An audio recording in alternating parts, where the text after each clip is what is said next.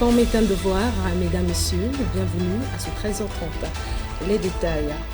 En République du Congo, l'inhumation du ministre d'État, ministre de la fonction publique, du travail et de la sécurité sociale, Firmin Ayussa, est prévue ce mardi 24 février 2026 à Anza, à environ 9 km de Makwa-Centre, dans le département de la Cuvette.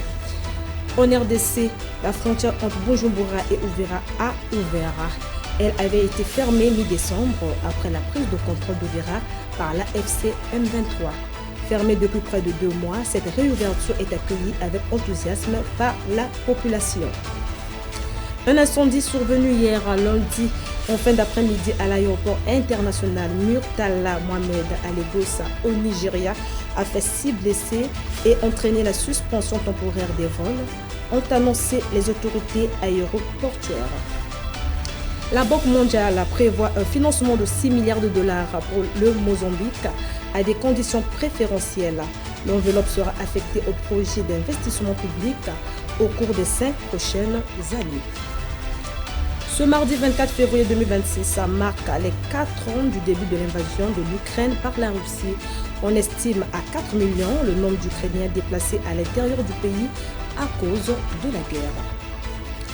L'armée thaïlandaise a assuré ce mardi 24 février 2026 avoir échangé des tirs avec les forces cambodgiennes le long de leurs frontières, accusant son voisin d'avoir violé la trêve conclue en décembre, ce que le Cambodge a vivement démenti. Les forces cambodgiennes ont tiré une grenade près d'une patrouille thaïlandaise frontalière de Sisake ce matin.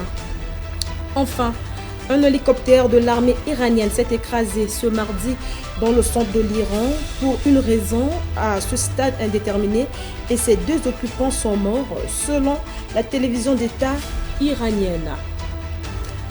C'est la fin de ce 13h30. Merci de l'avoir suivi, mesdames, messieurs. On se redonne rendez-vous pour la grande édition. À bientôt.